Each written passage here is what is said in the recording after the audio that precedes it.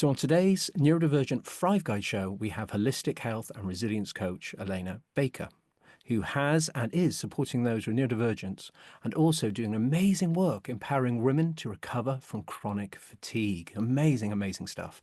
So welcome to the show, Olena. It's great to have you here. How are you doing? Are you excited for some podcast chat?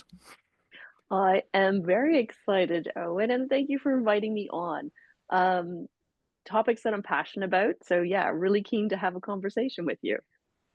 When they're saying, well, what's the cause? What's the prognosis? What can I expect? It's like, you know what? We meet your nervous system where it's at. And that's all you can do, right? Is just you meet each individual where their nervous system is at. Because really it's your nervous system. We're all just a nervous system walking around interacting with other nervous systems with this, higher brain function and consciousness kind of layered on top. But it's our nervous systems. It's how we understand ourselves. It's how we interact and understand the world around us.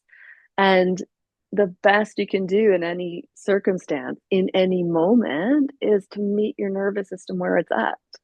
And then you go from there. I love that. My brain was just circling all the things. I was saying, oh, what about neuroception? But calm down, Owen. Let's Oh, yeah, let's yeah. start from the beginning. So this is a perfect chance. Question free. Let's start from the beginning. Mm. So it's going to be people listening today who have heard of this nervous system that people talk about, and they may know about fight and flight, Yeah, and they may know about stress response. And that might be as far as it yeah. goes. They may know about parasympathetic, who knows? But let's start there. Let's give some context here. So what is it? I know what it is, but what is the nervous system, and what is it supposed to be doing? Is there autonomic parts of it, and then if you see what I mean? What's his basic job? Yeah, well, I mean, you have your central nervous system, your brain that's in the higher functioning bits. And then from that, there are different branches that have different functions. So in this kind of work, when we talk about nervous system, a lot of what we're referring to is the autonomic nervous system and the sensory motor.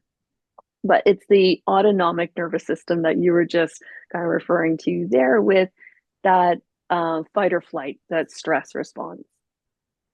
And I like to now always look at the autonomic nervous system through a polyvagal lens, which is Mm. polyvagal theory, which is, you've mentioned and you're quite excited about too.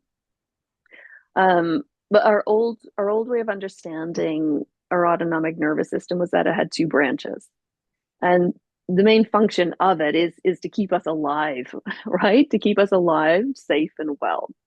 And it's responsible for all of the autonomic functions. So the involuntary stuff that are necessary for life, breathing, your heart beating, your digestion, and also our survival responses.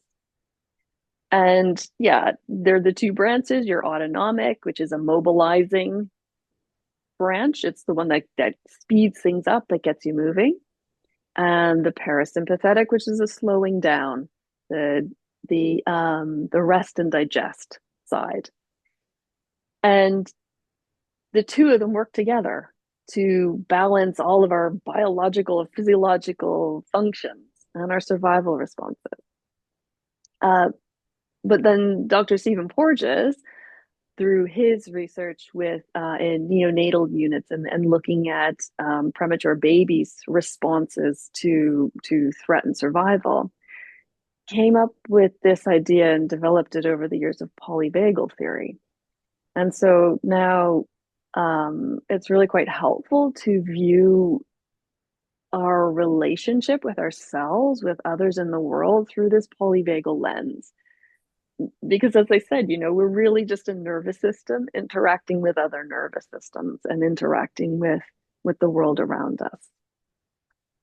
And so I can go into polyvagal theory a bit if you think that'd be helpful. Yeah, thank you. What's really interesting, sets tone for all our listeners, neurodivergent Mm. listeners, is we all know how hard it can be when we just get so overstimulated, and then we might crash, and then we have all these a range of emotions. So we feel like we're being rejected. We go into full, what for me personally, this is my experience, full dorsal shutdown. It's horrendous. I just want to go into a hole. I want to hide in the dark. Like my stomach feels like it's imploding. And it's on such an advanced level that now with all my polyvagal knowledge leading into that, I can see that. Oh my God, I'm going dorsal. But because I'm able to witness it, I can kind of meet it. And that's a big part of it. But I think if you don't have this information, your nervous system's just going wild and you have no way of knowing why or how to deal with it. And you're trying tips and stuff out. But I always think that as I hand this back to you, the bit that I really loved about the safe and social, so being in that sort of rest and digest, feeling connected, feeling safe, is where healing takes place. Healing takes place in the safe and social. If your body's full of cortisol and stress hormone, I can't see how it's possible for your body to really start to reset itself, get homeostasis back. And I think the mission for me has always been, how safe and social am I on a daily basis in my body? How does it feel? How can I get there and allow my body to do its beautiful autonomic work by me taking the kind of action that allows it to get there. So if I throw that back to you, do you feel that this idea that safe and social as well will healing take place, or am I getting that wrong?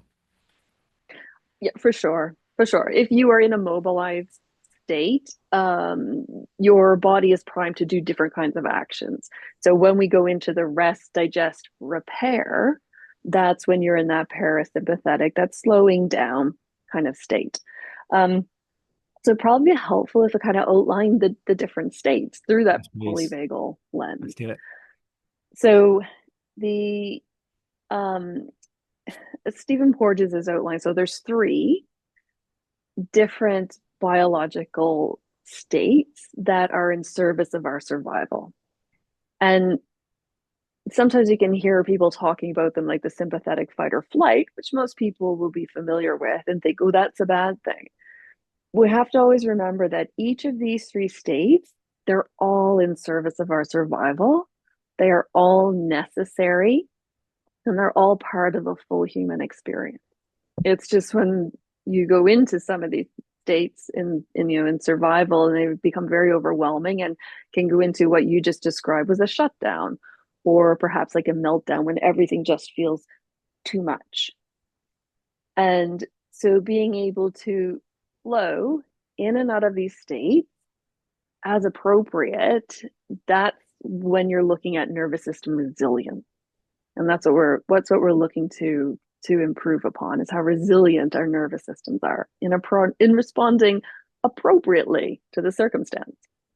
And so the the three different states are sympathetic, which is that fight or flight. If it's a survival response, it's the mobilizing, getting ready to take action.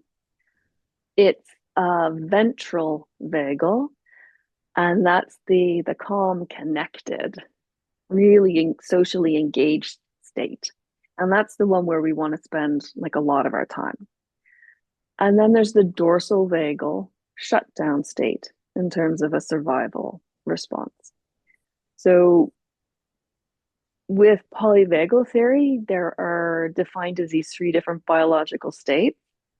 There's a hierarchy of response, which means that as a biological organism, we have a preference for how we go into and when we go into each of these states.